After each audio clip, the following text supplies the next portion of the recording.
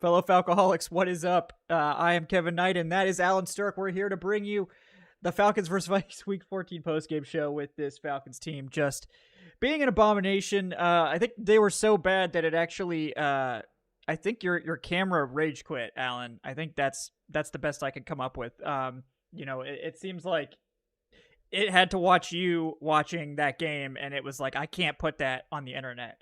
So don't blame it. But thanks for pushing through, Alan. And other than this terrible football game, how are you doing today?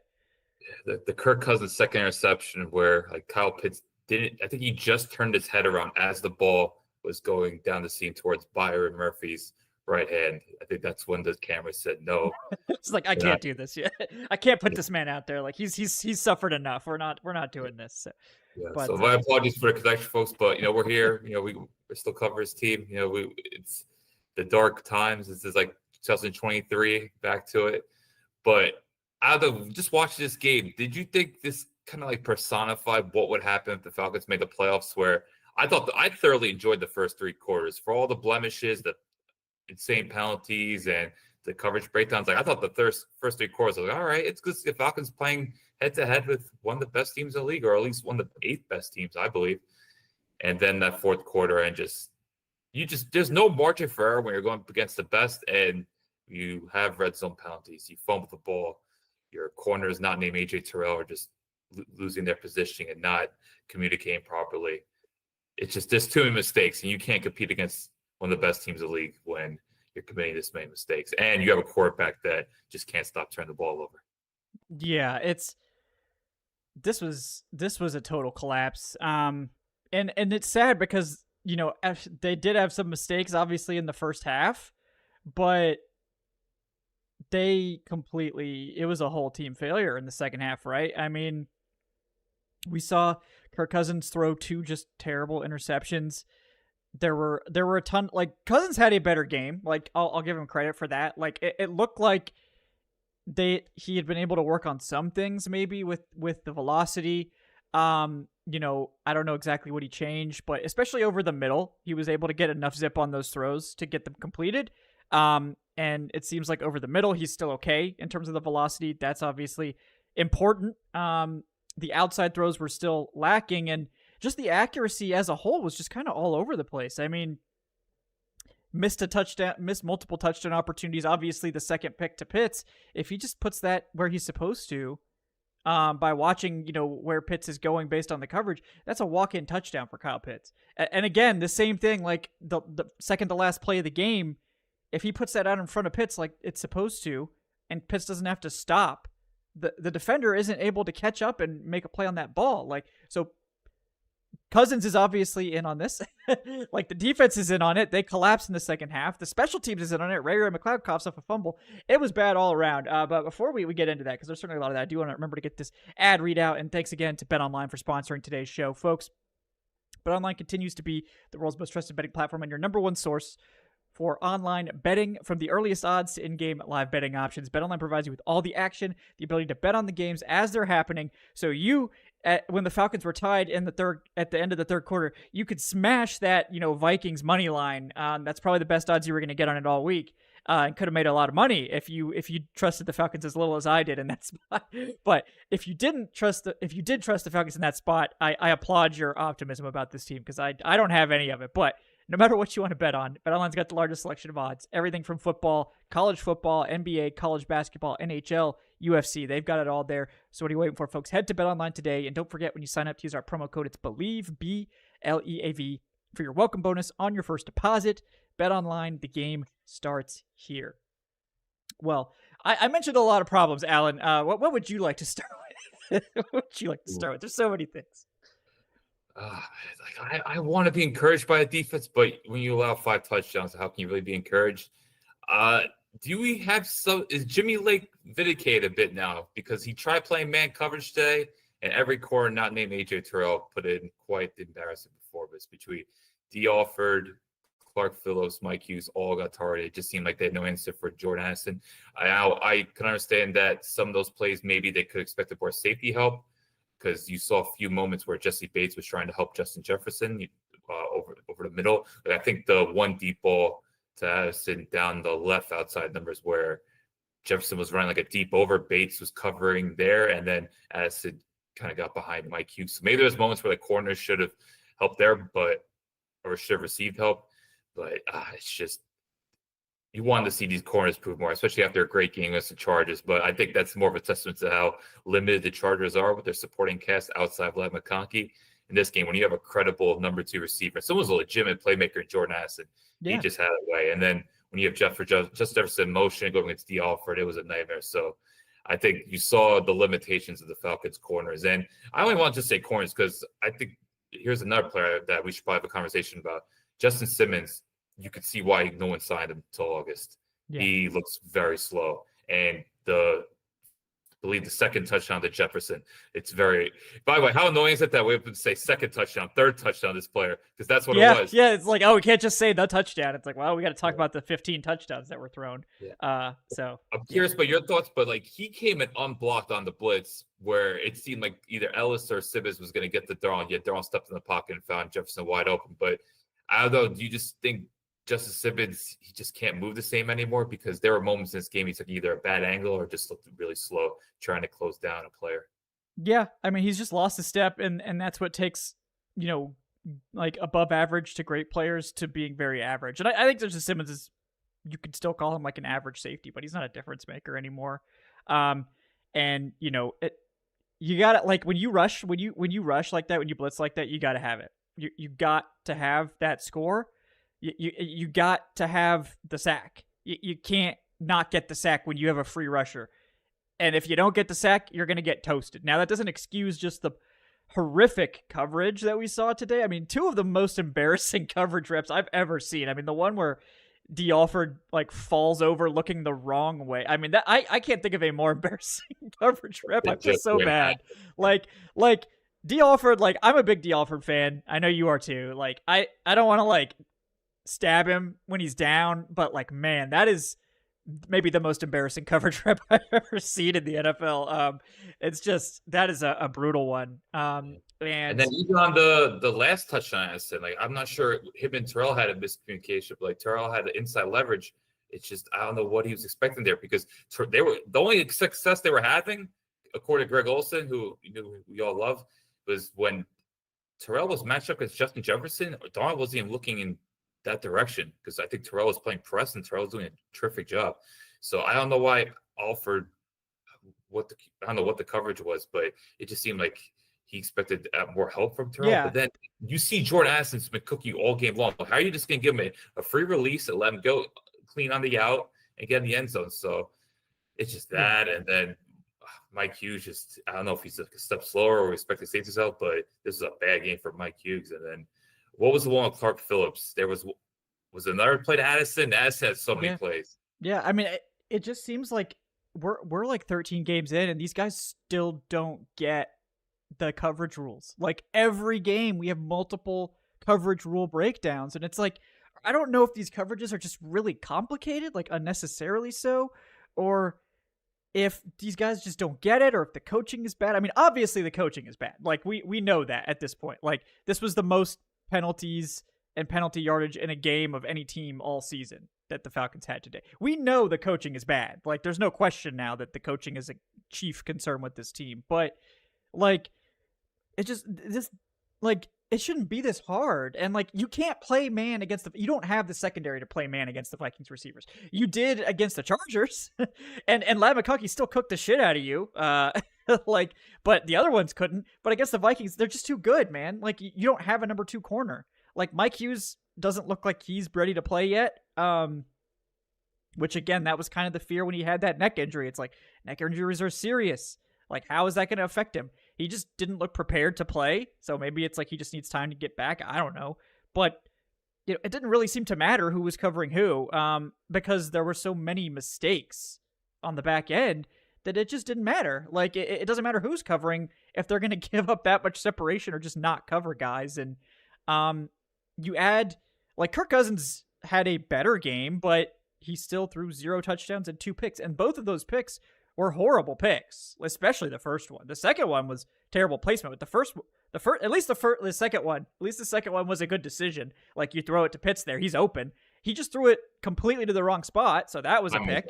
And then the first one was inexcusable. Like, didn't even see the dropping linebacker looking right at him. Like, I don't know how you possibly couldn't see him, but Kirk is he's not helping the team at this point. Like, that's obvious. I don't think he killed them today like he did last week, but again, it's like he's not doing much for you. And then you have a special teams fumble. And it's like, yeah, okay, all three phases failed them today. And then we see stuff like the team having 4th and 2 from the 2-yard line and kicking a field goal.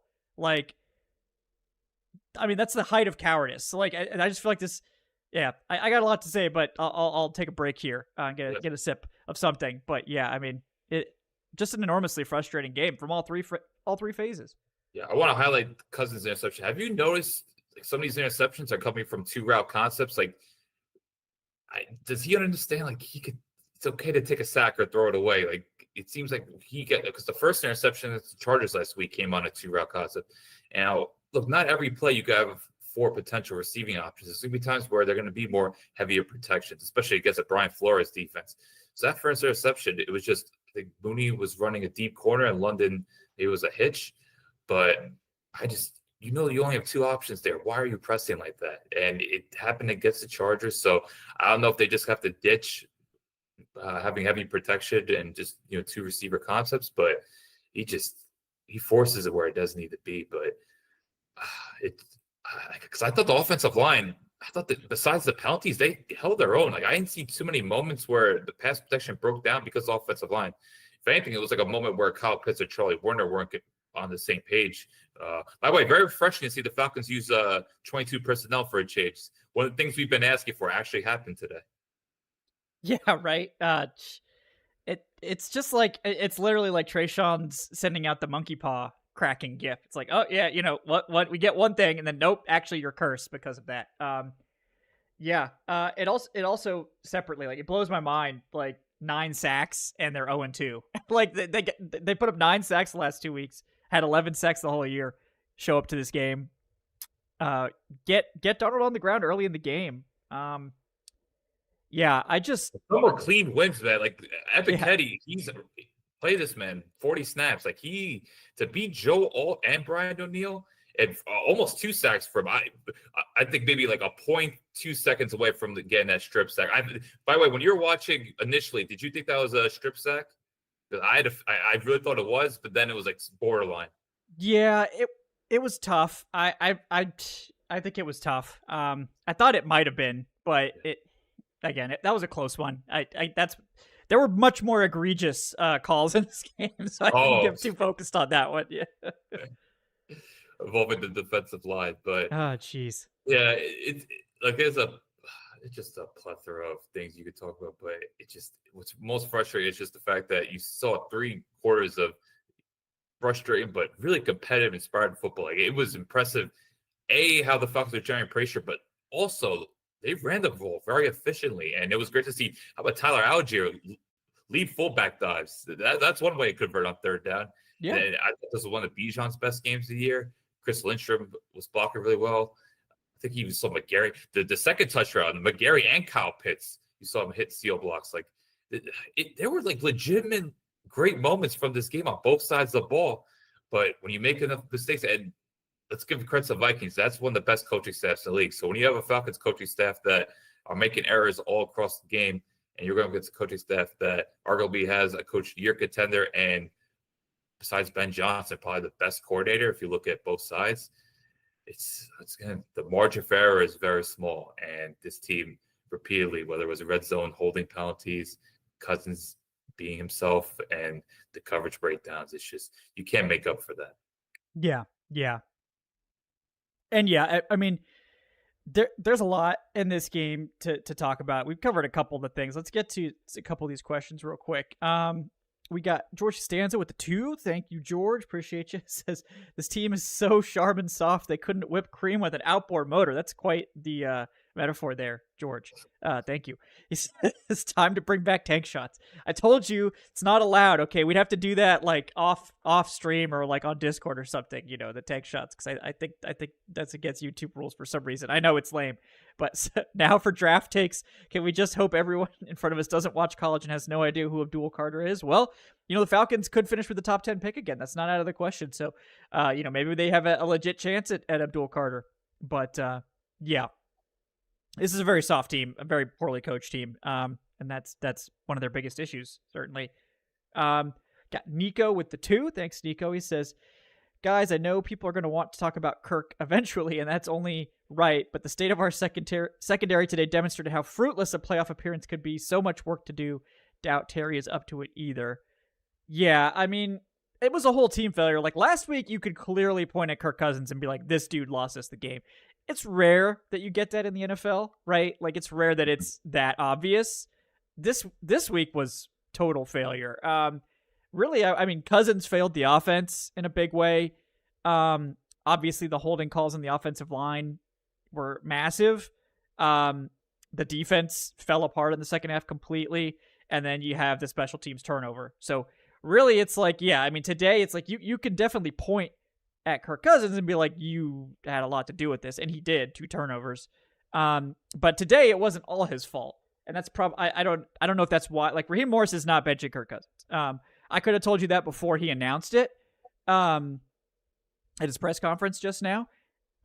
He's a coward. I mean, we saw it today on the 4th and short from the goal line. Like, and it's weird because we've seen him not coach like that earlier in the season. Like these guys earlier in the year were feeling themselves, man. They were going for it in all the right spots. They felt confident. Like, and then you get this stuff where you go for it aggressively earlier in the game in a situation where it's nowhere near, like a 4th and 5. It's nowhere near as clear of a go for it, and you go for it anyway because you don't trust your kicker, which is problematic also. And then you get down to the 2-yard line and you won't go for it? You won't go for it there? Against the Vikings? Like, this is, like, there's no other way you're beating this team. Like, I think we all expected that the Vikings were going to start scoring. Like, the defense did their part in the first half to keep this thing close. They were going to need the offense to step up and do something in the second half to win. It's even worse that they went away from the run there, because I think first and goal to 10, Bijan gets 8 from the right. Then they run a toss, which I get the idea, but it just didn't go properly. But that went for no gain. But you have 2 plays where you get 2 yards, and you saw multiple times Algier get the necessary yardage being used as a fullback. It's just believe in your running game, because the Falcons, if Drake London's covered, they have no answer when it comes to having to get quick yards or short yards in like a third and fourth. Teams are covering Drake London. There's no, because Kyle Pitts clearly is just not part of this offense. And look, I'm not trying to take away. He played outside of a couple decent blocks. Kyle Pitts had his drops, and they were pretty inexcusable drops. But once that 3rd and 2 happened, I think it was Will Vineyard had a nice pass swat down the line of scrimmage.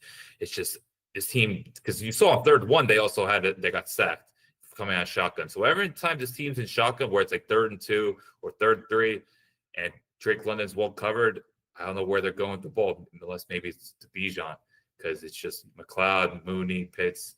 They can't win in condensed areas when things are blocked up. And I just think at this point, Zach Robinson, he has answers here and there, but he doesn't always scheme them open. So I wish they stuck with the run there on 3rd down, 4th down. I think that would have made a big difference, and that probably would have scored a touchdown. Just as good as the Vikings have been against the run, I think the Falcons' offensive line played a pretty damn good game, and you should have had faith in them at that moment. And it was a cowardly move to obviously kick on 4th down, but Zach Robinson did no favors with that 3rd down play call. No, and it just is what it is. At least with Zach Robinson, it's like, you get it. Like, he's a first-time offensive coordinator. It's rarely clean the first year, right? It's almost always frustrating. So you want to give him the benefit of the doubt. Same thing with Jimmy Lake, new defensive coordinator. You want to give guys the benefit of the doubt. I think Zach Robinson has showed us a bit more to give you faith going forward that like he's got some good stuff going, that he just needs to become a better play caller. And defensively, I think Jimmy Lake has shown us less, although the pass rush resurgence, that's nice. And I think their move to more aggressive coverage is good. I think the Vikings were going to eat it alive no matter what. Like, if they played soft zone, the Vikings were still going to do this. Like, I don't think them playing aggressively and getting beat produced a different result than if they played passively like they had been playing, and they just would have gotten beat more easily, I think. But, against teams that overmatch your secondary, it's going to happen sometimes. And the offense can't pick up the slack. They're too inconsistent. They're too mistake prone, and they turn the ball over a lot. And I did want to touch on what you said about, Cousins, not like just basically refusing to throw it away or take sacks. Like, I think he knows he's probably going to fumble if he gets sacked. So he just wants to get that ball out of his hand. And it's just but don't throw it to the defense though. Like, if you're going to throw it away. Don't just throw it to the defense. So it's just, it's bad. Experience. You can't take sacks. Crumble, go in a ball and go down. Watch Eli Manning the last 4 years of his career. That's how you can learn how to take a sack. But it's weird. Just offense. You see, they get a rhythm, man. Cousins had one of his best throws of the year. Beautiful moonshot to Darnell Mooney. It was refreshing to see Darnell Mooney had 2 catches of over 20 yards, because remember, there was at one point this season he led the league in 20-yard catches. So at least they got him going there. But besides that, a couple of Ray Cloud moments. The passing game, it's better, but it's just, I think it's more of a testament just the Vikings not having much in that secondary, especially without Stephon Gilmore. Like, I thought they were able to target matchups, particularly targeting Shaq Griffin. But it just, getting into that rhythm is so difficult when you have a quarterback that's so turnover prone. And I don't know how he can make it up. Now, look, you're playing a lot less competition the last 4 weeks, so maybe they can hit their stride. Like you mentioned before, I think they could play more aggressive defense going against the Raiders, Giants, maybe even the Panthers, although beware Bryce Young, apparently. But maybe the level of competition, maybe this is a humbling performance. That's why I don't think the season's over. But it's just, if you can't trust your quarterback to not, like, if he can't play a clean game, it's just, you're always playing on the back foot, and it's very difficult to find any consistency when you're just consistently finding ways to be yourself. And that's pretty much been the Falcons' this 4-game losing streak. They have beat themselves every quarter. Yeah, it's brutal to watch, and it's like, I don't want to speak for anyone else, but man, I just didn't feel anything today. Like this game started going downhill, and I was like, I don't care. Like, I knew this was going to happen.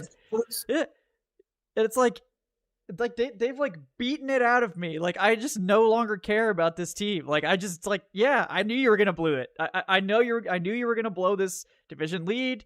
I knew you were gonna blow this game. I didn't know exactly how or how close it would be or any of the details, but I knew you would lose, and I knew we'd come out of this game feeling terrible and talking about benching Kirk Cousins, and also knowing that we're not going to see any changes. Like, they're not going to bench Cousins. They're going to keep saying penalties are uncharacteristic. They're clearly characteristic. This team is a mistake-ridden mess, and the coaching staff is a huge part of it, and that's a huge concern after you just fired a previous coaching staff that was also known for being a sloppy, mistake-ridden mess. So you went from one mistake-ridden mess to a different one, and you spent a lot of money to do it, and you signed a lot of guys, and this is the exact same team. An inconsistent, disappointing offense despite the talent, and a bad defense. At least last year the defense was somewhat good for parts of the year. This year it's a bad defense that's just being propped up by some luck. At least it looks like they will crest 20 sacks. A couple weeks ago I was wondering if they'd get above 20 sacks and be like the worst pass rush of all time. I think they have crested that number. I think officially they will have more sacks than the Falcons of several years ago that only had 18. So at least they've crested that number. And again, it's like, you look around at the talent, and it's like, this isn't the least talented defense. Like, Eddie Goldman had some sick pass rushes today. It's like, where the hell has he been? Like, why haven't we been using this man? Like, it's rare to have a nose tackle that can pass rush like that. And he's no slouch against the run. I mean, he's not an elite run defender at this point in his career, but he's a fine run defender, and he pass rushes extremely well. Like, this guy should be a starter. Zach Harrison, wow, this guy's rushing well and getting his hand on the football. This guy should be a starter. Wow, like Arnold Ebiketie, he's playing well. This guy should be a starter. It's like, it's taken 14 weeks for these guys to play. And it goes back to like stuff that Trisha and I have been saying, which is like, I don't think these coaches evaluate their roster very well. It's like they don't know who to play on their own team. And it leads to puzzling personnel. It leads to puzzling schematic decision-making. We've complained about the defensive scheme all year long. And it has gotten better since the bye, but it's the same team. It's the same losing attitude, the same sloppy mistakes, the same bad offense, the same bad defense, and the same like inevitability of this team falling apart down the stretch that's happened each of the last 4-5 years, at least the last 4. This is all very familiar. I mean, it just feels like this team is no different. We've changed quarterbacks, we've changed coaching staffs, and the team is exactly the same. So I don't know what to do with that information. Yeah, Mike Conti sent a message that just embodies the Falcons the last 7 years, is the fact that they've now had losing streaks of 4 games or more in 6 out of the last 7 years. Like, if that isn't a stat that just personifies how rotten your franchise has been, I don't know what is, because it's just a magic experience that year in, year out, knowing you're going to lose a month's worth of games. It's just, and there's been no answers. Like, I want to ask you, like, the first 3 quarters, you didn't get any encouragement from that? You weren't impressed in certain moments? I was. I was feeling a little bit more interested going into the end of the third quarter even. Like, the team had made mistakes and I was pretty convinced they were going to blow it, but like I was like, "Oh, well, they're like it's different to like lose this game close, which is I think the kind of the baseline expectation of this game. And then to do what they did, it's just like the most crushing blow of all is to be like, oh, like you look like you're getting it together. Oh, never mind. You're going to give up, 21 points in the fourth quarter, turn the ball over 2 more times, and be absolutely embarrassed once again. Like, what's that? 2 absolute blowouts in the last 3 games for Atlanta. So yeah, it's just it almost like crushes you even more, right? Because you're like, wow, they're playing okay. They're going to give Minnesota a game. That's all I really wanted. I wasn't expecting them to win this game. I don't think anyone reasonable would be. But it's like, nope, you can't even do that. You can't even give a respectable performance anymore. That's how fucking bad you are. That's where we are. Do you want to touch on the Kadavius Street holding penalty? What holding penalty? That's the best response you could have given. I was waiting for that one. I prepared that in advance. No, yeah, that I've never seen that call. I've never seen that call in my entire career. I've been watching football for 15 years. I've never seen that call. And like the gravity of that call too, that had nothing to do with the field goal. It was a successful field goal. It didn't impact the play in any significant way whatsoever. And you take points off the board and give a free first down for something like that. It makes no sense. One of the more bizarre penalties I think we'll ever see. And it's like, no one's really going to talk about it because it didn't really matter at all. The Falcons got their shit kicked in either way. But one of the more bizarre penalties I've ever seen, to be sure. Usually you see that penalty if you're holding down, I don't know, someone near the long snapper and someone's leaping over, like a Myles Garrett or Isaiah Simmons, to block the field goal. But he wasn't holding anyone down to set someone up to do the big leap and try to block it. He just face planted, literally. So that one was just he even left Greg Olsen speechless. So that's all you need to know. Like, Greg Olsen couldn't even give a valid response to that. So that was really bad. And just the situation with the 4th and 2 where they accepted the penalty and then they try to draw them off sides. What the hell was that? That just left everyone mystified. And it's just, once again, you've shown a willingness to go for it in that moment, because I believe they were on Minnesota's like 46. It's 4th and 2. Either have confidence or you don't. But why would you go back on the field? Why would you take away a good punt? That was a great punt. I was in the middle of writing a tweet about, wow, that was a great punt for Bradley Pinion to pin him inside the 10, at that point. They take it off so they can take a delay of game. Like, Raheem looks overwhelmed. I think there's no denying it. Absolutely. Just between situational play callings like Rob said, the defensive struggles, and now he's losing his conviction when it comes to going for it. Because you saw early in the game, he went for it on the first drive, it paid off, they scored a touchdown. Then the next drive went for it. Unfortunately, Kirk Cousins won many occasions where he did not look Kyle Pitts' way, and instead threw a very difficult out route to Ray McCloud that was well covered, that went for an incompletion. Just kind of exemplifies that what Kirk Cousins' thought process is on high leverage situations where Kyle Pitts has a somewhat favorable matchup on the outside, but Ray McCloud's kind of his go-to guy when it comes to just those intermediate routes. And even if he's well covered, he's still going to throw it, and it was still an incompletion. But Raheem, for the most part, all seasons, he's had conviction going for it. And there's at one point the Falcons were like 73% on fourth downs this year. So I don't know what scared him off this week, whether it was just the fear of Brian Flores' defense, or maybe he started having more belief in that his defense could get more stops after one good game against the Chargers. He's got to answer that question. But it's just when your head coach is starting to lack conviction, that's when you get real alarm bells, because you want to compete. Like these last three games are going to show what the Falcons are made of going against playoff caliber opposition. The Broncos are pretty much going to make the playoffs, and we know the Chargers and the Vikings are. And they win a game, and 2 or 3 of those games, they were soundly defeated. And the other game, they absolutely beat themselves. So it just goes to show you where this team is at. They pretty much have no business playing football in January. And look, maybe they could hope for a Bucs loss here or there. Maybe they could beat Washington. But besides that, like even if they make the playoffs, you're playing against one of these NFC North teams, it's probably going to look like this. Yeah.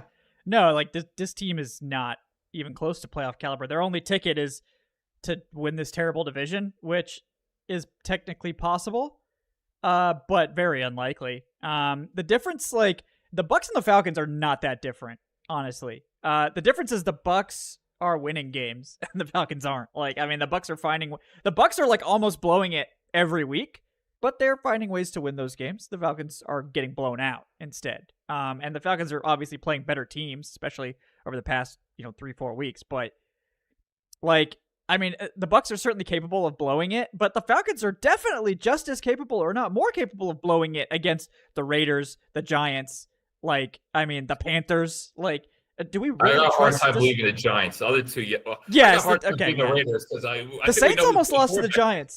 The Saints almost lost to the Giants today. The Giants don't miss a 35-yard field goal. That goes to overtime. I mean, The Giants missed a 35-yard field goal. His time expired to give Darren Rizzi another win. He's clearly doing a great job over there. Yeah, but you gotta love it.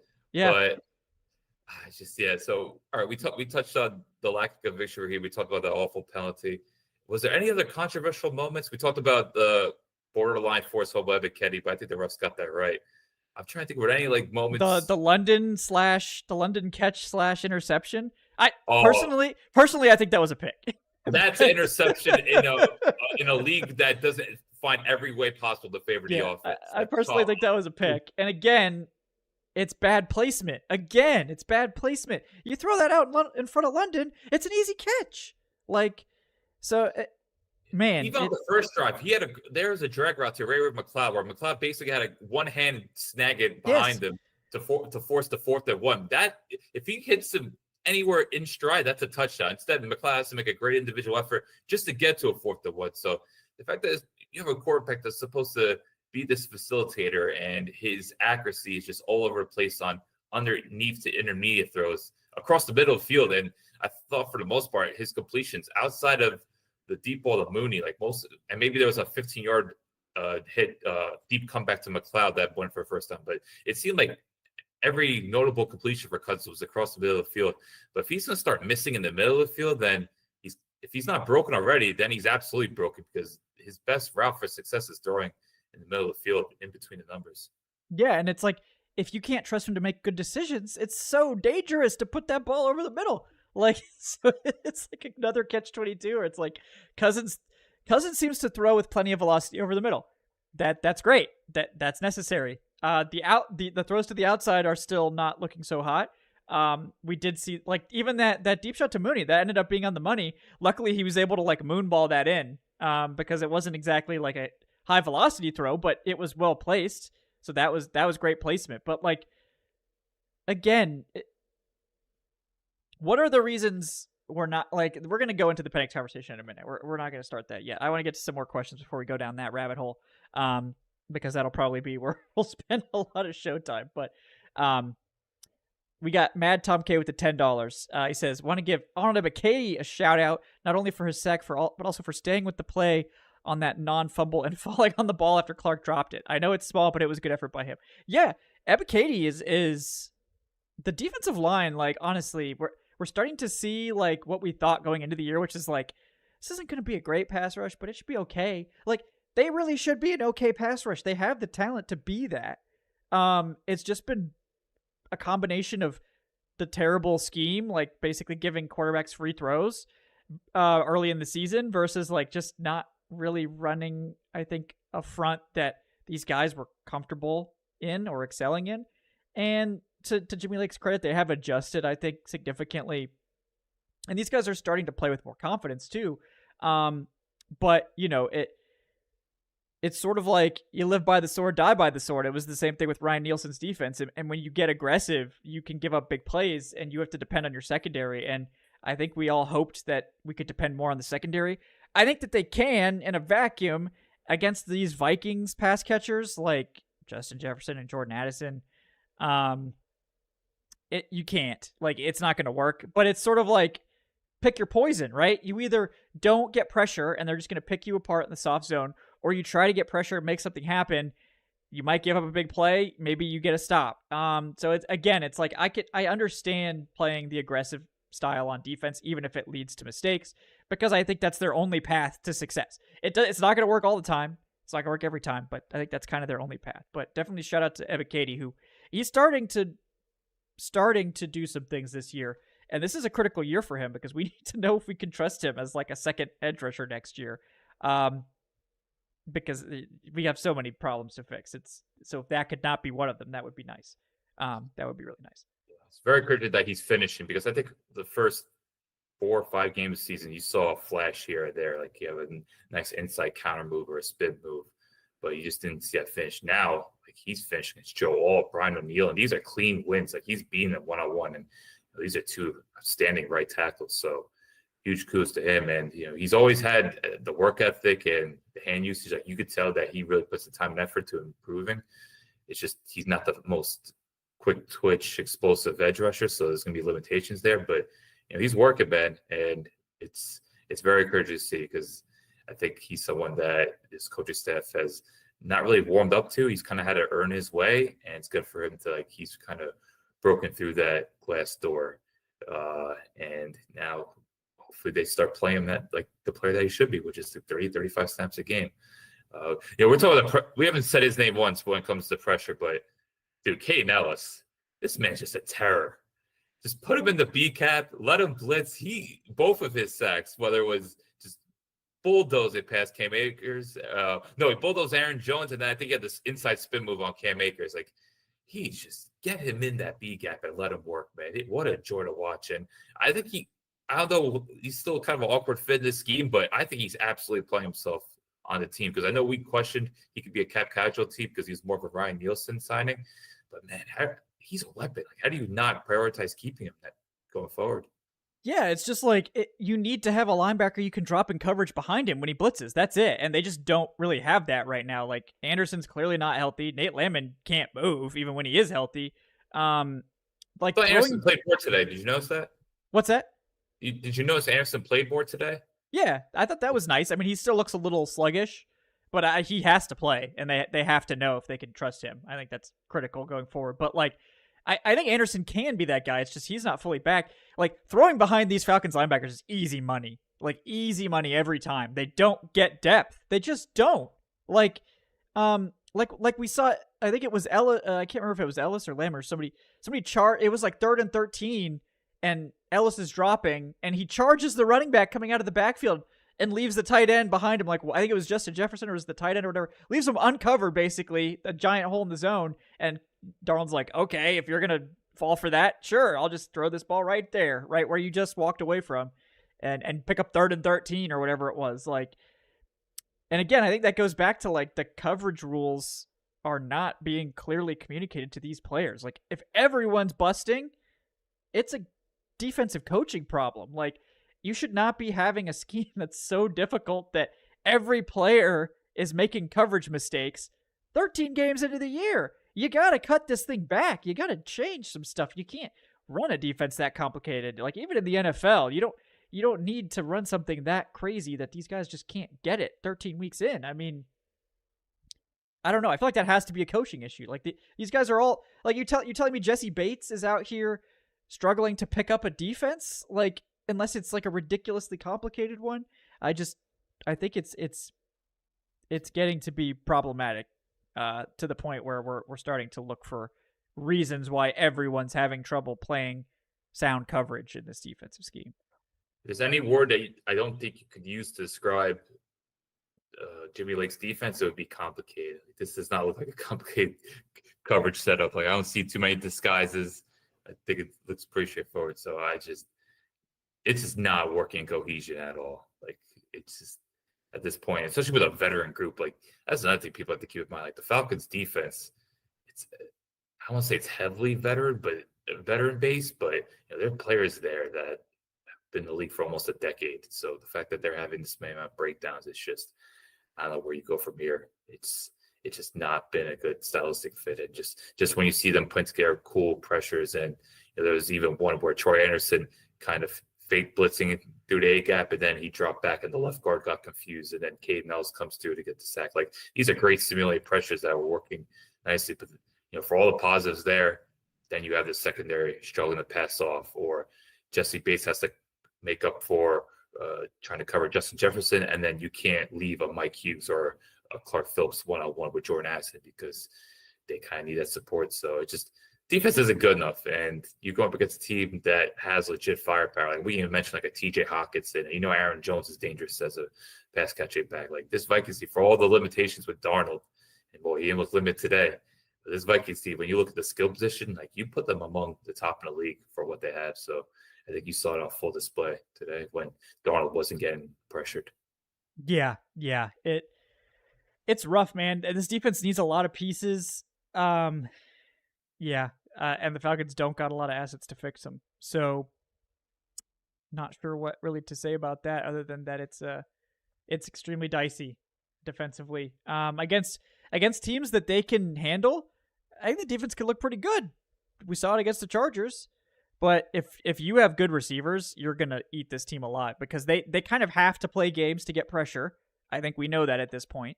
And because they have to play those games, they have to send extra rushers most of the time. I think when this team rushes 5, they're actually pretty good at getting pressure. But if they rush less than 5, they don't get anything. And that just leads to easy completions. And if they do rush 5, there's going to be a hole. Or they're going to have to pass guys off efficiently, correctly, to make sure that everyone's covered. And they don't do it. So it's problematic, obviously. I don't know how you fix that problem. It seems like it's a mix of coaching and talent. And yeah, there's not really a whole lot to do about that midseason. Brandon with the $2 asks, can we talk about the penalty on Street? Oh yeah, I think we did talk about that. Yeah, no one could figure out what the phantom call came from. Yeah, I can't figure it out, man. I've never seen that called ever in my career. So bizarre, to say the least, but don't really know what they saw there, what they felt was justified giving the opposing team a fresh set of downs over. One of the more bizarre penalties I think that we'll see. Probably won't really be talked about much, but just a weird call. You got Thomas. A good angle to show like where the hold was. Like, I don't think Fox really did a good job there. Right, and it's like, what? How did this ref see it? Like, who saw somebody get pulled down when it wasn't obvious from any camera angle that some pulling happened? Like, how is this guy so sure that the defender yanked people down to such an extent that he had to throw an automatic first down flag? Like, I just don't believe that. I think he thought he saw something and then was like, well, I can't take it back. Can't do that. So, bizarre, to say the least. We got Thomas Alexander with the $2. He says, Raheem in postgame, Kirk did enough to win today. Oof. I think he did say that. He said the rest of the team let him down. So, Raheem Morris needs to shut his mouth. Like, he's been giving Quick one to bail him out of one interception. I think he had to bail him out of 2 interceptions. Raheem has been giving just terrible press conferences the last couple weeks. And I get it. Like there's not really anything you can say that's going to make this better, right? Like there's not really anything you can say, but you can say stuff that won't make it worse. And he's just actively throwing gas on the fire with some of these comments. Like there has to be accountability somewhere. No, Kirk is not playing well enough to win. Why are we babysitting our 36-year-old quarterback? Why are we babysitting Kirk Cousins' feelings? Like, what? Why do we have to lie to the fans and to the media? Kirk Cousins is not playing well enough to win. He hasn't thrown a touchdown in 4 games. Like, he's not playing well enough. Why is that so hard to say? Why do we need to be lied to? Like, are you like Kirk Cousins knows he hasn't been good enough? Like, I don't think Kirk Cousins is stupid. I think Kirk Cousins understands exactly what's going on here, that he needs to play better. But when you say stuff like this, there's no accountability. There's no, like, you're not willing to hold your franchise quarterback accountable. You're not willing to hold anyone accountable. So no wonder this team is an undisciplined mess. If this is what we're getting from Raheem, apparently it's nobody's fault. You know, the ball just bounced a certain way and we just happened to be on the wrong side of that. No, like, you're coaching a sloppy, undisciplined football team with a quarterback that's playing well below expectation and is actively costing the team games.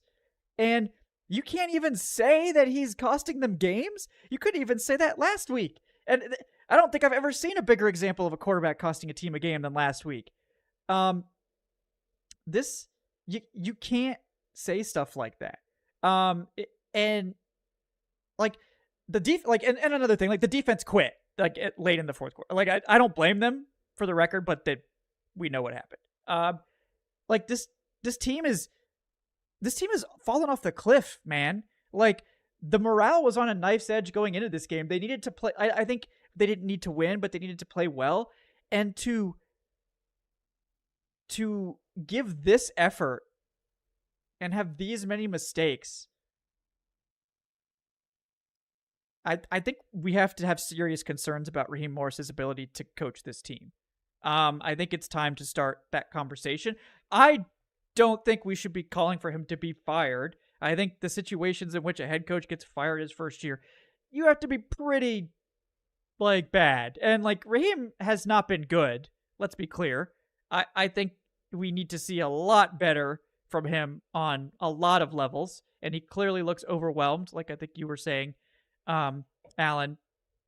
But, like, his seat should be hot after this year. I mean, I think we're, like, you can't blow a 6-3 lead and then, like, in the division and not have your seat be hot, right? I mean, I don't think anyone's going to be comfortable with that.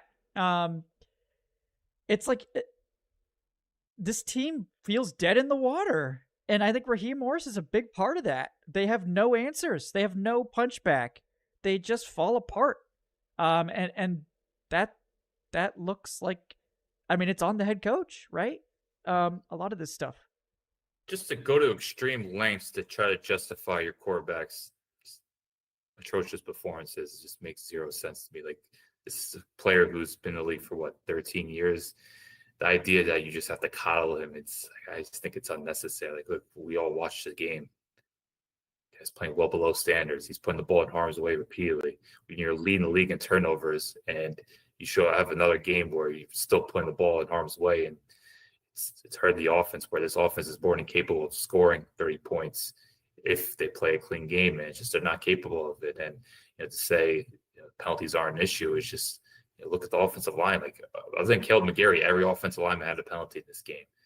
And so, some people could say, "Oh, it wasn't a hold here or there," but more times than not, you see there's a tug. Like, I think there's one with Chris Lindstrom. I was like, "Why is there a conversation about this? He's clearly pulling inside of the shoulder pads. Like, it's a clear penalty."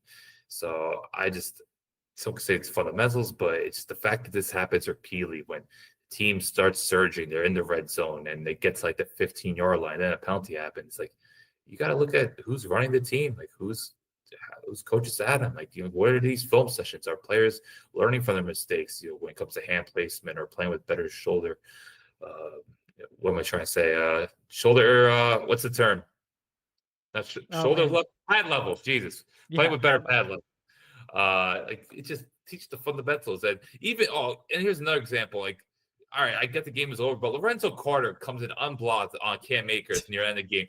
All you have to do is lower your pads, and it's a 2-yard loss. This guy just so lazily yanks Cam Akers, and you just do as a face back. I'm like, yes, all right, you're a veteran, and you have to be held accountable, but if you're a coaching staff, like, you get on his case about that. I don't care if you're down 2 possessions the game that you're about to lose. Like, that is just unacceptable.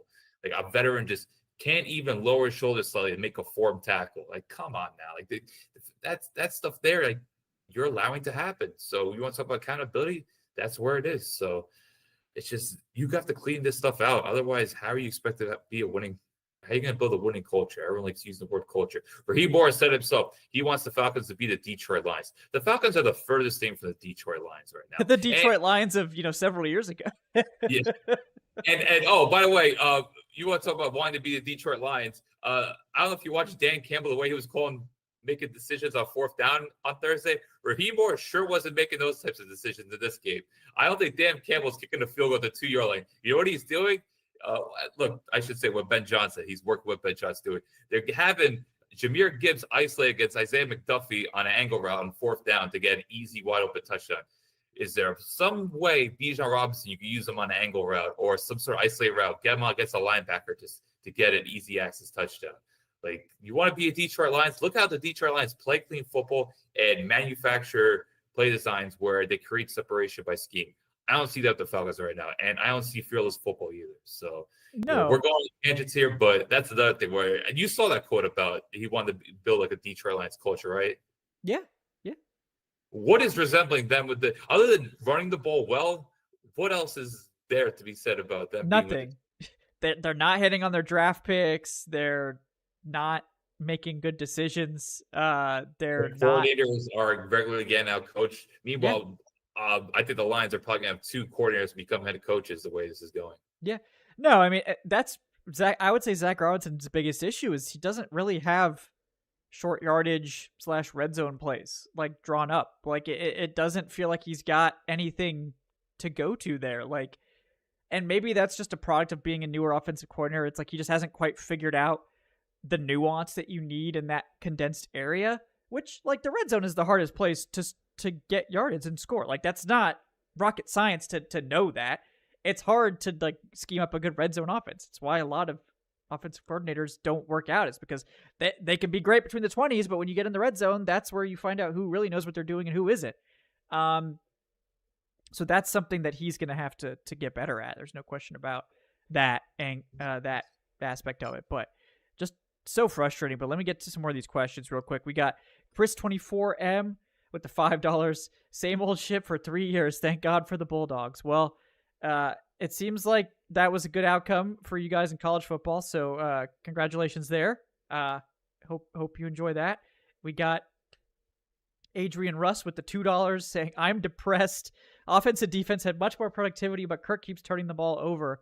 My question to you guys is, can he fix this slump, and would putting Penix in be an overreaction? Also, the refs screwed us. Yeah. Hashtag rise up, but lowercase this time. Yeah. So because there's certain things that Kirk Cousins can fix, probably like maybe he could make better decisions and he could actually read the field. Like today we saw him actually do a veteran quarterback thing for the first time in a long time, which was looked off the linebacker and then hit like a wide open Ray McLeod over the middle. Because he looked off the linebacker to Bijan. The linebacker took 2 steps towards Bijan. That left Ray McLeod's crossing route completely uncovered. And then he hits Ray, who turns it into a great play. That's the first time I've seen him do anything like that in weeks. Like, we're paying $40-something million a year for this guy, and he doesn't do that stuff anymore. That's the first actual high-level, like, offensive IQ play that I've seen Kirk Cousins make in weeks. The first thing that hasn't been like a first read.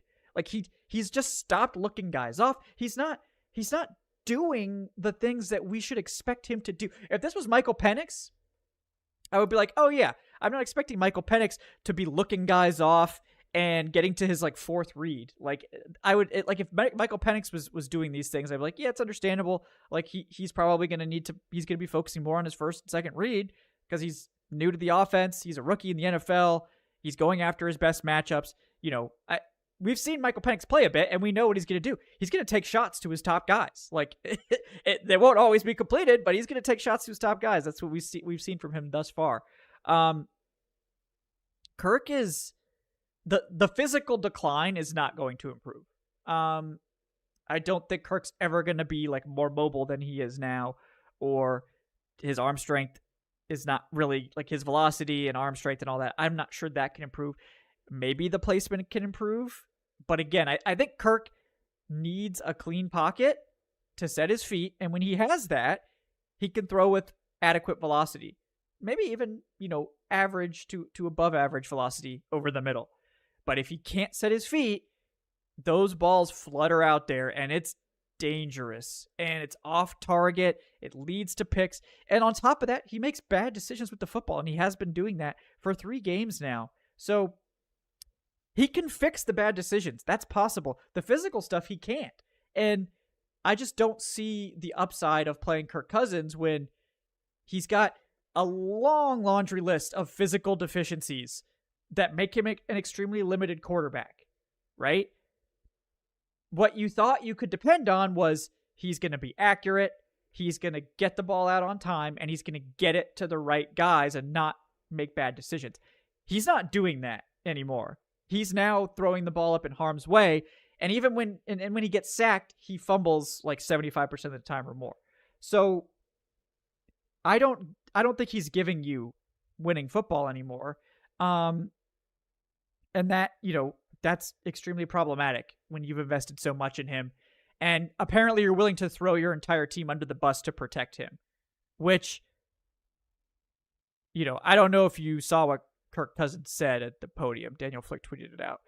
He basically threw his defense under the bus and said, I was encouraged when it was 21-21. I was feeling good about it. Then when I touched the ball next, it was 35-21. So, basically calling out the defense, and like Ray McLeod deserves to be called out for dropping that. He was still next to Ray McLeod on the sidelines after he fumbled. Yeah, but like he's being babied, and then he goes up to the podium and is just like calling out his defense. Like this team is collapsing. This team is collapsing. It's obvious. Yeah, this team is absolutely falling apart. And this is just the beginning. It was only 7 days ago where he completely let everyone down, and now it's just and like what he did. Okay, he had a couple of some nice high level throws, but it's not like his overall performance is has that credence where it's like this team really cost me here. Like I played a pretty flawless game. He didn't throw a single touchdown. Both interceptions were pitiful, and there were still some moments where when the Vikings got pressured, that Cousins threw up some ducks where if a linebacker was around, it could have been picked off. Like it's still very discouraging.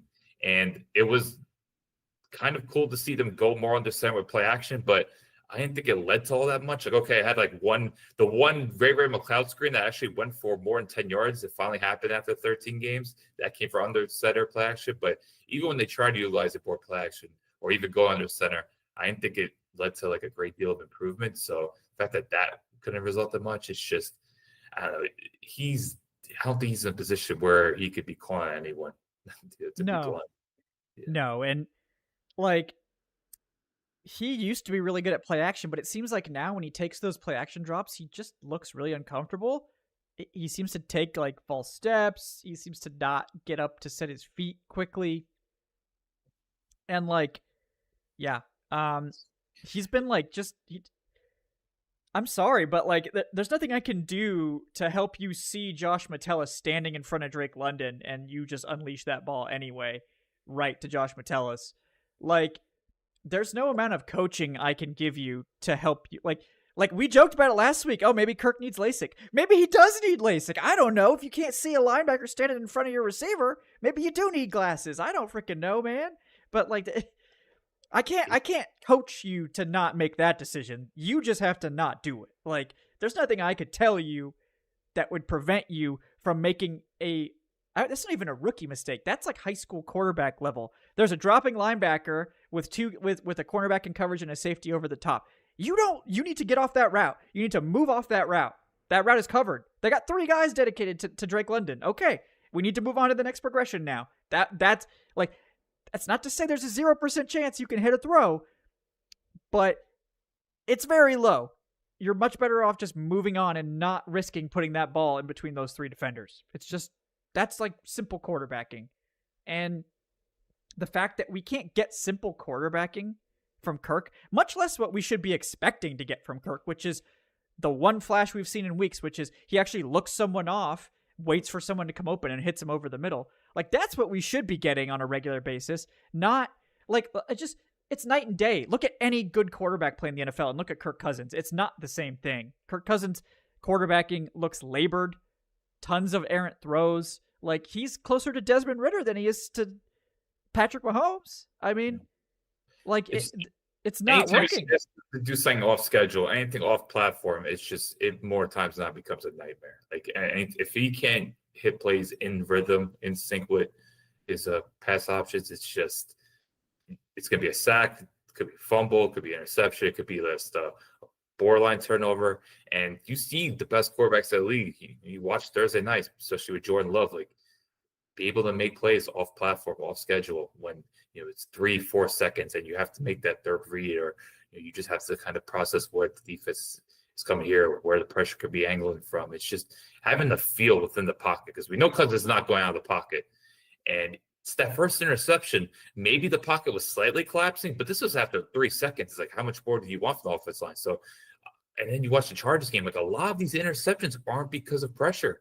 He's just making the bad decisions. That's it. Yeah. The reads aren't there. So I don't know what more you can do. The only thing I think, and look, there's no justification for making any sort of pulp remarks about any player. But if Cousins wants to throw under anyone on the bus, it's Kyle Pitts. Because Kyle Pitts had 2 bad drops, and one particular, I think it was on a second down that should have went for a first down, hit Pitts square in the hands. If he wants to get on Pitts' case, I guess it's understandable. But what great quarterback has ever gotten anything out of making public statements about a player? Like, look earlier this year, Aaron Rodgers and Mike Williams. That couldn't have gone down worse. We saw when Ben Roethlisberger at the end of his career, how that went down poorly. We got to see great years from Matt Ryan. There was never a moment where Matt Ryan said anything about his players. So I think that's a pretty lazy route for Cousins to take. And it's just for a guy who's supposed to be a leader, that's supposed to be someone that's held in the higher regard, to make that comment about the defense who literally bailed you out repeatedly last week. It's just right. It's unnecessary. Yeah, and, I'm sure it's a combination of, like, I think it's just frustrations, right? I mean, we're all frustrated as hell at Ray for putting that ball on the ground. Like, but it just, you can't have these comments. Like, you need to be, like, and I think that's just kind of Kirk's thing. Like, he just says what he's thinking. Like, Kirk doesn't play 4D chess, right? It's actually refreshing, like, to hear Kirk versus Raheem. Like, Raheem seems like a complete charlatan in his press conferences. Kirk just says what's in his head. It got the Falcons a tampering penalty. Like, that's how open and honest Kirk Cousins is. I think he's pissed off at the special teams and the defense. He should probably be more pissed off at himself. But again, like, it's human nature to blame others and not yourself. Like, we're not perfect people, right? We all fall for those classic Freudian defense mechanisms.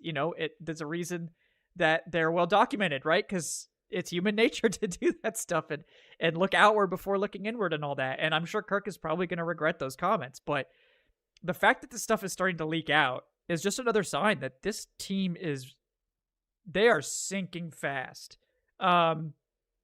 They are in danger of complete collapse here going into December. And it just feels so familiar. That's the worst part of this, is it's like, you could tell me that this was 2023 or 2022 or 2021, and I wouldn't argue with you. It's the same thing, the same playbook. This year they even blew a bigger lead than they have in years past. They started off a lot stronger. They just blew it. Yeah. What hurts the most is everything was supposed to line up. This is the best roster they've built in some time, at least on paper, and everything was lying. Because I think the Bucs have regressed this year. How bad the Saints are. Like, Panthers couldn't be worse from last year, but the Panthers is still bottom 5 team to league. Like, everything was aligned for this team to be at the top of the division, and they've once again crumbled. And you look at the coaching, you look at just the very underwhelming quarterback play, you look at the defensive flaws. It's just things.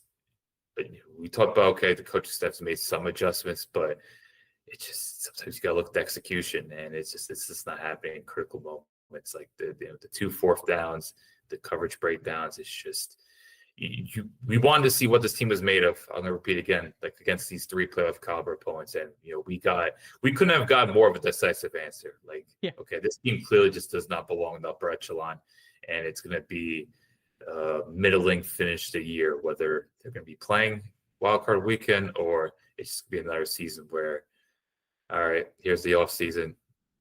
Please play Michael Penix. Which do we want to end this show? Talk about Michael Penix? Like, we will. Let me get to these last questions, and then we will. Yeah, to get him on the field. Yeah, we'll definitely talk Michael Penix here. So yeah, we'll definitely do that. I think it's time. It's time to have that conversation. But yeah, let's get to a couple more of these questions here before we wrap up on that note. We got Jason Gaines we got George Costanza with $2, says, quote, this is a fake quote from Raheem Morris, a fake quote for the record. Kirk wasn't the reason we lost today. He made some positive plays, and he's the reason we're only a game. He's the reason we're only a game under 500 this year. Raheem Morris, probably. Yeah, I'm sure he thought about saying that. He probably thought better after last week. But we got JWall TV with the £2 donation. Shout out to the UK. Says Kirk does not trust Pitts. Raheem is overmatched. I like that. Short, sweet, and to the point. Yeah, I agree with both of those statements. We got Jason Gaines with the $2 saying, Kevin, I trusted your very insightful game preview this week, so I started 4 Vikings players in fantasy today. Sam Darnold, TJ Hawkinson, Jordan Addison, and Byron Murphy at corner, and I'm on my way to a blowout win. Yeah, you picked them. If you'd only had Justin Jefferson, you probably would have scored like 300 points. But yeah, great job there. This man's playing IDP. He means business. Yeah, this guy. That's a real fantasy team right there. We got JWall TV again with the £2. How out of his depth is Raheem? He shouldn't be out of his depth at all. He's been a head coach before. I think he's probably rethinking how good of an idea it was to go with 2 rookie coordinators underneath him. Because even for a guy that does have head coaching experience, I think it's like the idea would be like, oh, I have the experience so I can help these guys if they have trouble. The issues become like, what if you need to be helping both of them because they're both having a lot of trouble and neither one's really experienced enough to dig their way out? Then it's like, well, now you're stretched too thin and the whole team's going to suffer as a result. That's kind of what it feels like to me, is that like it's just he can't be everywhere at once. The offense and the defense need help, and he really can't give them what they need. So I don't know. That's kind of how I feel about it. Yeah, no, accurately said. I don't have much else to add to that. I think having that experience, because I know he wanted to replicate the Rams model, but I think we spoke about it last week. This team is far away from trying to match what the Rams did from a personnel standpoint, but also with the coordinators. And like I said, there was some encouraging stuff today between under center play action, less 11 personnel. They're playing more dime on defense, which is great because you have to make up for the coverage limitations and Troy Anderson not being where they need to be health wise. So there's slight adjustments there, but it's nowhere near enough. Yeah.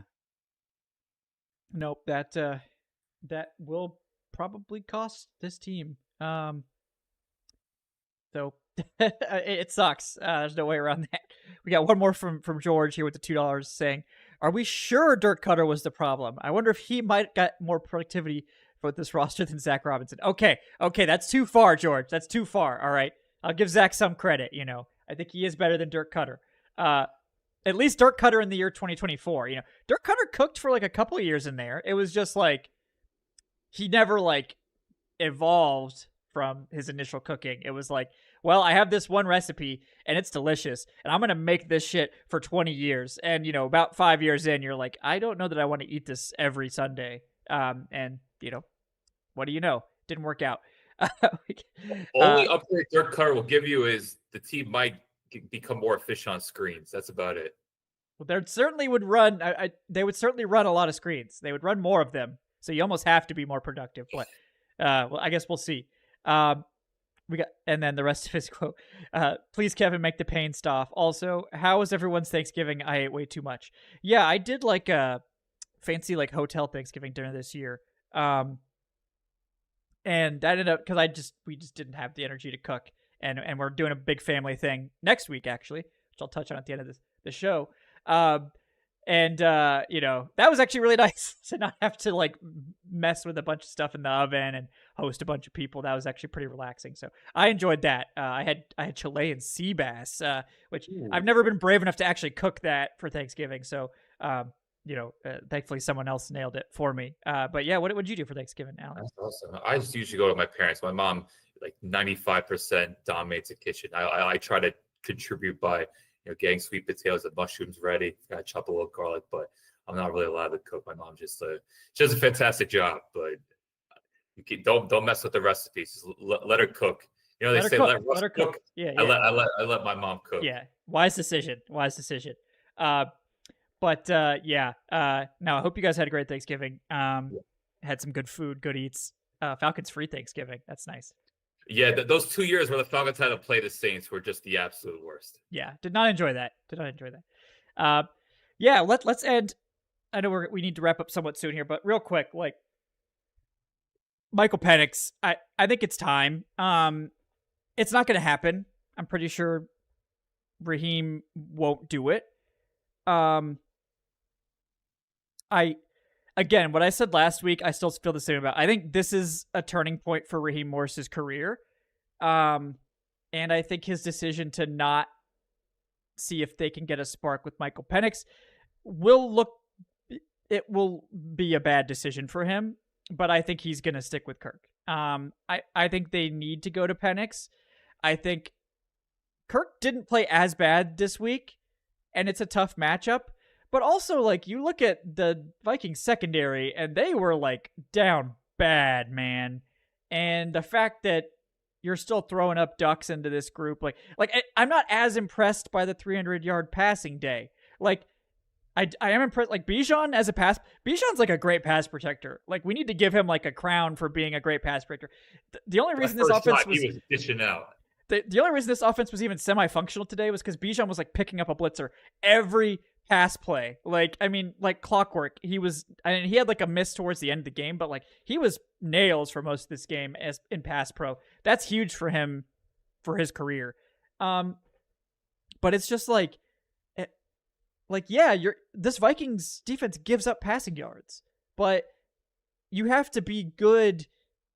Like, you can't just get yards against them. You have to be able to punch it in. They didn't do it, man. Like Kirk Cousins hurt them today. I know the Falcons are playing it up like he was let down. He was part of the letdown. Don't turn the ball over 2 times on promising drives. Like, don't expect your defense to play mistake-free football. They played a great first half. You know, I mean, hilarious coverage busts notwithstanding. So, you know, outside of that, they were playing pretty well. But be more vocal with fourth down situations. Like, why didn't they go for it on 4th and 2? It's because they don't trust the offense, including they don't trust Kirk. Like, the whole delay game situation, that could have been another opportunity. So this offense had opportunities to score. Like, Kirk Cousins could have thrown multiple touchdowns in this game. So to say he didn't have enough chances is just like, the coaching staff for a reason has lost a little faith, it looks like, just based on their play calling, for them to go the conservative route. There was a third one where he took the sack. I think that's what led also to the delay game on that 4th down, where it's 3rd1, and most quarterbacks league just find a way to get that yard. Like, the fact that he just can't move at all. I know there's one moment where he had a scramble that went for like 11 yards, but it was a holding penalty that came back. But it's just this moments where the team's rushes 3, and there are lanes there that any quarterback could just get in there and get that key yard, and he doesn't, and he ends up taking a sack. So, look, this passing game had plenty of opportunities to finally get the ball in the end zone through the air, and they did not get there. So, I don't think there should be any coping from that standpoint. Yeah. But I'm with you on Tank at this point. I think it'd be refreshing and, to push the ball downfield because these receivers can stretch the field. And I think you see more from Darnell Mooney, possibly even see more from Kyle Pitts. At this point, this offense is just so limited. And if you really want to be a team that's going to maximize your potential, I think it's pretty clear at this point Kirk Cousins really can't maximize anything. And the worst part of this all is there's no floor anymore. Like Kirk Cousins is supposed to give you a solidified floor. There's no floor. The floor is absolutely at the bottom, multiple interceptions. Where are you getting at this point? So right. He leads the league in interceptions by like 4 now. Yeah. or something. I can understand if he wasn't turning the ball over as much, but Yeah. it's like, no, like it's not just him underthrowing passes or just not having much deep ball strength or him being immobile. It's like, no, he is literally giving the ball to the other team consistently. So there's no floor here. So that's why at this point, take the chance of Penix. The schedule now lines up. You're playing 4, I would say, below average defenses. Washington personnel-wise is not good. And we know the other 3 defenses. If you want to say, oh, I don't want a quarterback with Max Crosby coming, I'm like, well, how about you set an actual protection plan? Don't do what you did against TJ Watt week 1. Like this Raiders game, please, as Caleb McGarry does think it's the run, but we know his issues with pass protection. Like they better have a set plan. Like if Charlie Warner has to play 70% of the snaps and you got to run 22 personnel, do it. Like do not allow Max Crosby to terrorize you because you, for whatever reason, think Caleb McGarry could last one on 1-on-1. He cannot. 95% of the league right tackles cannot. Maybe Lane Johnson or I don't know whoever else can, but they better have a set game plan for that. But overall, yeah, I think it's got to be time for Penix. It's not going to be, for the record. Yeah, it's not going to be. I know, unless like a complete meltdown happens in Vegas. But look, I think we kind of come to a conclusion with the season. Whatever happens, happens. We know this team is not going to go far. It's just a matter of what players can emerge going forward. Can we see Ebiketie continue to make strides? Will the offensive line stay healthy? And a guy like Bergeron continues playing well moving forward. Can Clark Phillips bounce back? Get Troy Anderson get healthy and become that 3-down linebacker that we envisioned. So I think you just have to look at individual players for the future. And wherever you get from the veterans, cool. But I think there's going to be a decent amount of cap casualties come March. Yeah. I do think like the right decision would be to put Penix in. Great meme. And like ride it out. See if he can get you out of this slump. Kirk's had his chances. He's gotten worse over the course of the year, not better. And yeah, it was also really like sad to see them like just trying to desperately get Kirk a touchdown at the end of this game. Like, so they could probably use that and be like, oh, well, he scored a touchdown. We're on the upswing. Like, you're not on the upswing. You're not fooling anyone with that bullshit. Like, I don't care how many yards he throws, man. He's throwing picks and he's not getting the ball in the end zone. He had multiple opportunities for touchdowns today that he passed up because he threw the ball incorrectly. He threw it to the coverage. He threw picks. Like, and he was a notorious stat pattern in Washington and Minnesota. So unfortunately, this is anything new. I know he's well respected and teammates do like him. So I don't want to be overly critical, but it's just the idea like you need that moment. It's just make it when it counts. Delivering those pivotal moments, you get compensated very well, and you have that pedigree where it's just we're expecting you to, like I said, lift that floor and potentially hit a ceiling. But the floor is at rock bottom, and you're not reaching that ceiling anytime soon. So it's a huge conundrum at this point. And yes, they got a favorable schedule coming up. They might pick up some empty wins, but unless they beat Washington, there's really that nothing could come up from these next 4 games that makes you feel encouraged going forward, unless it's like a really damn good win against Washington and the Bucs lose to the Chargers or the Cowboys, because I do think the Bucs are very vulnerable right now. But like a playoff game against the Vikings or the Packers, it's like, all right, you're cool, not winning that game. Yeah, but like, yeah, no, it's this is what's gonna happen. That's what's gonna happen. Yeah, you're exactly right. It's disappointing. This team is not very good. Kirk Cousins is a big part of the problem. Why is Michael Penix here? Tell me why he's here. You took him 8 overall so you could sit his ass down behind this version of Kirk Cousins. Like, I'm sorry. Like, somebody in that coaching staff needs to wake up and do something. You can't just keep doing this. I don't care that you got a soft schedule coming up. Like, What are you doing? Are you trying to rehab Kirk's trade value? Are you trying to save his career? That Why? Distant. Yes, like what? I guess I'm guessing they're hoping he's going to go on a tear to finish the season, and they'll be able to get something for him, or they'll be stupid enough to go into next season with him as the starter. Like, I'm sorry, but like this is a big test for Raheem Morris. This decision, and I know what he's going to do, and I think that is the biggest red flag of all. That we know what he's going to do, and he's going to make the wrong decision. Like, the only reason to keep Kirk Cousins in is because you're afraid that the floor is lower with Michael Penix. It can't be lower. Kirk Cousins hasn't scored in 4 weeks, and he's thrown, what, 9 picks? 8 picks? 9? What? Losing count at this point. Michael Penix would have to try to be that bad. Okay? And if he is that bad, we need to know. Like, we need to know that, too. So, yeah. It's ugly football. It's ugly football. And I think dour times, folks. Yeah, dour times. But thank you guys for hanging out with us. Shout out to the 565 people that tuned in at one point today. I think that's close to a record for post game. So obviously you guys feel the same way about this damn team. So frustrating. It's much more fun to break it down with you guys, though, for sure. Alan, I know you need to take off, so I'll go ahead and do your outro while I'll do the closing stuff after that. But guys, he's Allen Strk at Allen Strk. Anything else you want to plug before you take off, Alan? Thanks again for coming on today. Thank you. I just want to mention I interviewed Work Done last Wednesday. If you haven't read it, check it out. Really cool read. We didn't talk much football, but we got a lot into his nonprofit initiatives, and he did give a little advice to Falcons. So if you want to check that out, check that out. And I will keep pushing this for the rest of the year. Blue Sky. If you're on Blue Sky, follow me at Allen Strk. Yes, check it out, guys, for sure. Alan, thanks again for coming on. Appreciate your time. We said we weren't going to go 90 minutes on this damn team, and what do you know? They just bring the emotion out of it. They do. You know, we do love talking football, no matter how miserable the performances are. So yeah, it's life. Yeah. But yes, thank you, man. Have a good rest of your evening. Thank you. Mm-hmm. All right, guys. So to wrap up, we have we got a real conundrum here, right? Where this Falcons team needs to go to the rookie quarterback. I think pretty much everyone can see that even if Kirk can rebound a little bit against a softer finish to the schedule, we know where the road leads, right? We know that he's simply not good enough. He's simply not good enough. And he's costing this team games as much as the defense is, as much as special teams gaffes, but it's not just Kirk, right? Like we need to move off of Kirk Cousins. Unfortunately, I think this should be the end for him here.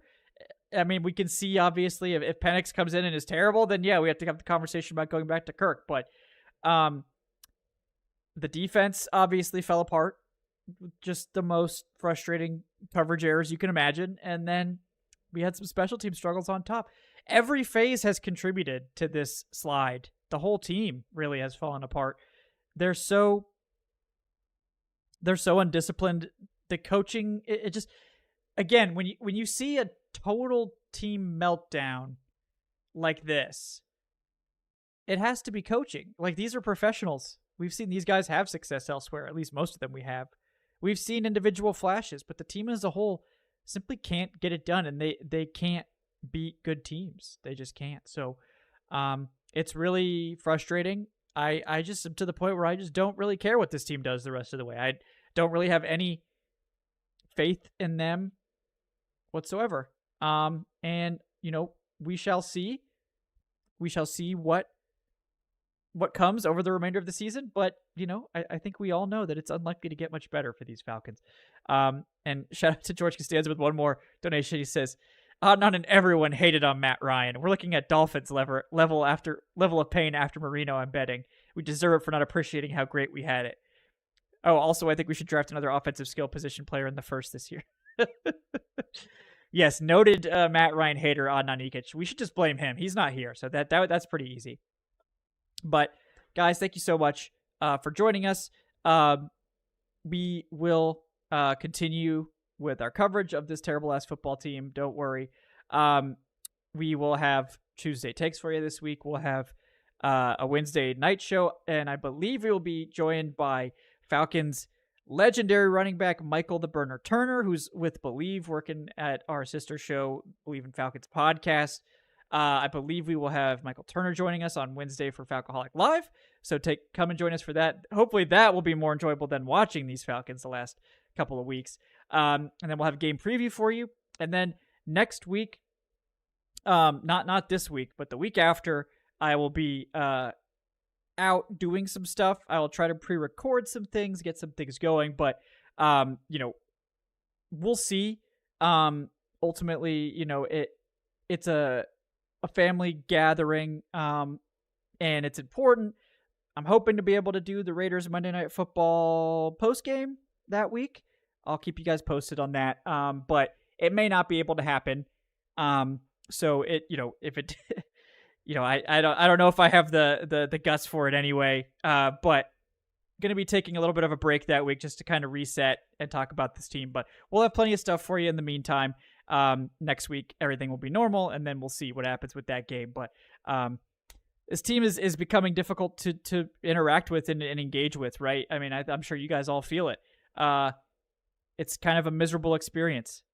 So we'll do what we can to keep giving you guys the content and keep giving you guys interesting stuff. But we need this team to fulfill their end of the bargain, right? I mean, we need this team to do something interesting for us to be able to talk about, and they're not pulling their weight right now. They're really letting us all down, right? But we'll be here one way or the other, and we appreciate everybody hanging out here on the Falcoholic Live. If you haven't already, like, subscribe, leave us that 5-star review on your podcast platform of choice. If you missed the live, leave a comment afterward. We'd love to hear from you. Check out the Patreon if you want to support the show, patreon.com/falcoholic-live. Check out the channel memberships on YouTube if you want to support us there. Yeah. Don't have a lot of faith in this team turning this around, and it hurts me to say it. But this team is very disappointing, very familiar feeling right now. So hopefully they can pull something out here, because at this point they're probably going to have to win out to have a shot to beat these Bucs for the division lead. But we'll see. Anyway, guys, thank you so much. Appreciate you all. Have a great rest of your Sunday. We'll be back on Tuesday for Tuesday Takes with Trayshawn. Until then, have a great day, and thanks for joining us. Thanks for suffering through this nonsense with us every week. It's become a little bit of a ritual, right? Hopefully it can become a more fun ritual going forward. But guys, thank you so much. Have a great